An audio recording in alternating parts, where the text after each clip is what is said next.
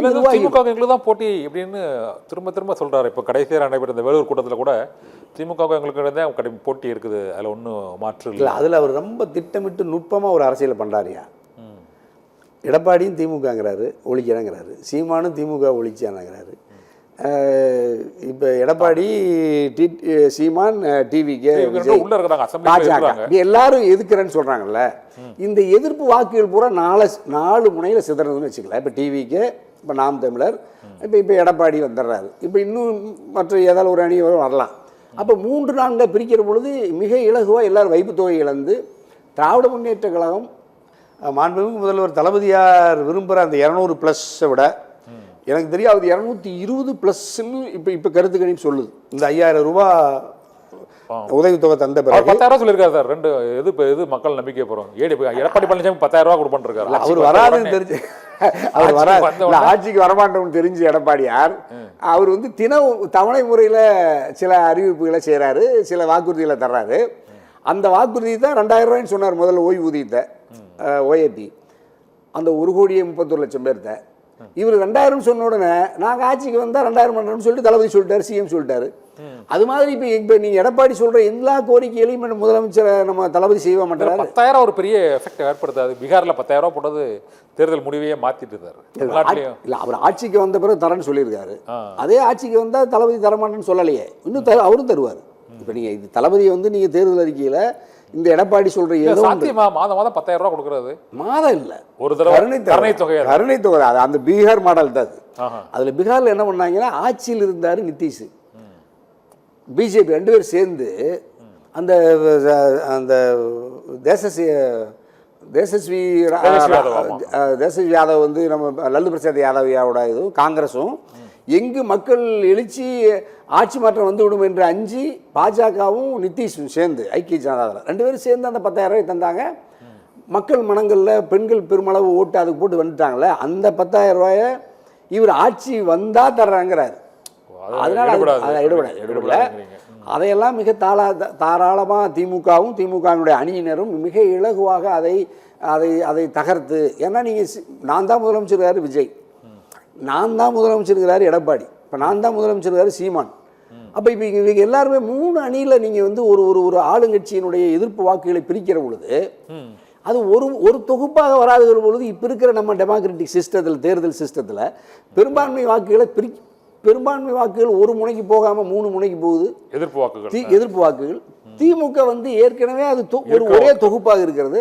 அதோடு இப்போ தேமுதிக வந்திருக்கிறது, மக்கள் நீதி மையம் வந்திருக்கு, இப்போ தனியரசு வர்றாரு, அன்சாரி வர்றாரு, கருணாஸ் வர்றாருன்னா இன்னும் அது எஸ்டிபி வருது, அல்லது இன்னும் எத்தனையோ அமைப்புகள் கூட வர்றாங்க. ஆனால் காங்கிரஸ் ஒரு செக் மாதிரி தெரியுது சார். ஏன்னா நாளைக்கு அவங்க கூட்டணி பேச்சுவார்த்தைக்கு வர்றாங்கன்னு செல்வப்பிரந்தகை என்று அறிவிச்சிட்டாரு.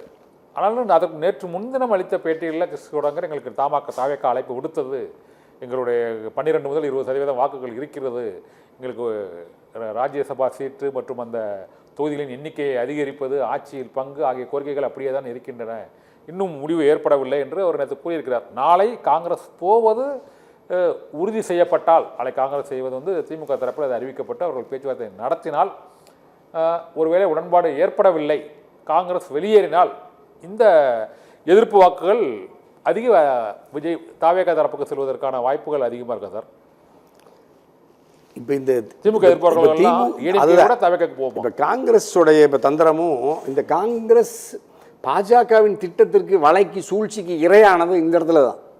இப்போ தாவேகா விஜய் பாஜகவுடைய ஆள், அப்போ பாஜகவுடைய கருவியாக ஆளாக இருக்கிறவரை பலப்படுத்துவதற்கு பலமாக இருக்கிற திமுகவிலிருந்து அணியிலிருந்து ஒரு பலமான ஒரு கூட்டாளியை விடுவித்து காங்கிரஸை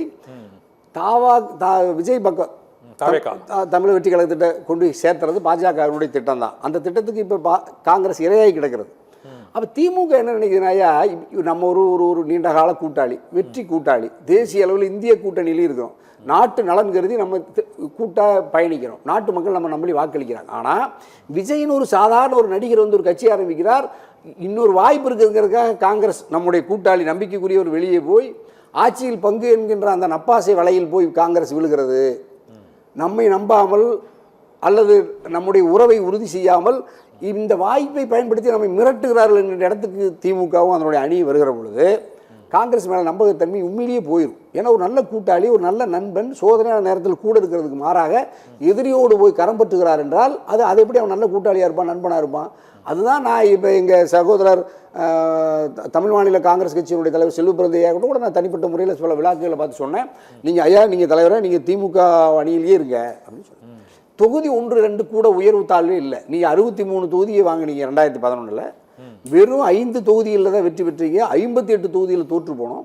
ஆனால் போன முறை 25 தொகுதியை வாங்கி 18 இடத்துல வெற்றி பெற்றோம். அப்போ எவ்வளவு எண்ணிக்கை குறைந்திருக்கிறதோ அந்த அளவுக்கு வெற்றியினுடைய எண்ணிக்கையினுடைய சட்டமன்ற எண்ணிக்கையினுடைய உறுப்பினருடைய எண்ணிக்கை உயர்வு. இப்போ நீங்கள் இந்த கிட்டத்தட்ட ஒரு 20 ஆண்டுகளில், அதாவது 2011க்கு பிறகு காங்கிரஸ் இந்த 21 தான் நீங்கள் 18 சட்டமன்ற உறுப்பினர்களை பெற்றிருக்கிறது. அப்போ நாளைக்கு இவங்க 20 வாங்குறாங்கன்னு வச்சுங்களேன். இப்போ நம்ம தேமுதிக உள்ளே வந்துருச்சு, இப்போ நாங்கள்லாம் உள்ளே போகிறோம். அப்போ எங்களுக்கு ஒரு எண்ணிக்கை கட்டாயமாக திமுகவில் எல்லா கட்சியிலிருந்து ஏற்கனவே இருக்கிற கூட்டாளிகள் இருந்து 1-2 குறைச்சி தான் மற்றவங்களுக்கு தர முடியும். வெளியே போனால் வெற்றி வாய்ப்பு இல்லைங்கிறீங்க. வெற்றி வாய்ப்பு இல்லை, உறுதியே இல்லை. தாவேகாவோடு இணைந்தால் கிரீஷ் ஓடங்கர், மாணிக் தாகூர், ஜோதிமணிலாம் பேசுறது அவங்க பாரதிய ஜனதா கட்சி சொல்லி இவங்க காங்கிரஸ் எம்பிக்கள் பாஜகவினுடைய அந்த சூழ்ச்சிக்கு தெரிந்தோ தெரியாமலோ இவர்கள் இரையாகிறார்கள். ஆனால் இது வந்து அறிவு இல்லை. இதைத்தான் இந்தியா முழுக்க பாஜக செய்கிறது. அதாவது காங்கிரஸ் முக்த் பாரத்னு சொல்கிறாங்கல்ல, காங்கிரஸ் இல்லாத இந்தியான்னு. தமிழ்நாட்டில் அதனுடைய வரலாற்றிலேயே காங்கிரஸ் கட்சி துவக்கின காலத்தில் இருந்து காங்கிரஸ் கட்சி இல்லாத தமிழ்நாடுன்னு பெயரை இந்த தேர்தலில் பெற்று வெளியில் போய் தாவேகா கூட சேர்ந்தா ஒரே ஒரு சட்டமன்ற உறுப்பினர் கூட காங்கிரஸ் கட்சியால் வெற்றி பெற முடியாது. தாவேகாவில் ஜெயிக்க முடியாதா? வாய்ப்பு இல்லை, வெளியே இல்லை, உறுதியே இல்லை. அங்கே நான் கோபியில் கேட்டேன், திமுகவுக்கு தான் கூடுதலான வாய்ப்பு. அதிமுகவும் என்டிஏவும் செங்கோட்டையனும் 2ஆக பிரித்தாங்கன்னா திராவிட முன்னேற்ற கழகத்தினுடைய பாரம்பரிய வாக்கு, அதனுடைய அணியினுடைய வாக்கு வலிமையாக இருந்து கட்டாயமாக இந்த முறை திராவிட முன்னேற்ற கழகம் கோபியில் வெற்றி பெறுகிறது கருத்து கணிப்பு சொல்லுது. பல்வேறு அதிமுகவும் அசைக்க முடியாத கோட்டை என்று சொல்லப்படுகிற பல தொகுதிகளின் பட்டியல் நேற்று வரை அதனுடைய பல்வேறு ஊடகவியலாளர்கள், கருத்து கணிப்பாளர்கள் சாம்பிள் எடுத்து மக்கள் மத்தியில், பலதரப்பட்ட மக்கள் மத்தியில் கருத்து கணிப்பு கேட்டாங்க. 35 விழுக்காடு என்டிஏ கூட்டணிக்கும் 45 விழுக்காடு திராவிட முன்னேற்ற கழகத்துக்கு காட்டுது வெஸ்ட் ஜோனில், கொங்கு மண்டலத்தில். அப்போ சென்னையெல்லாம் நினச்சி பாருங்க, தலைநகர் சென்னையிலெல்லாம் எதிர்த்து நிற்கிற பல்வேறு கட்சிகள் கூட்டணிகள்லாம் டெபாசிட் வைப்பு தொகையை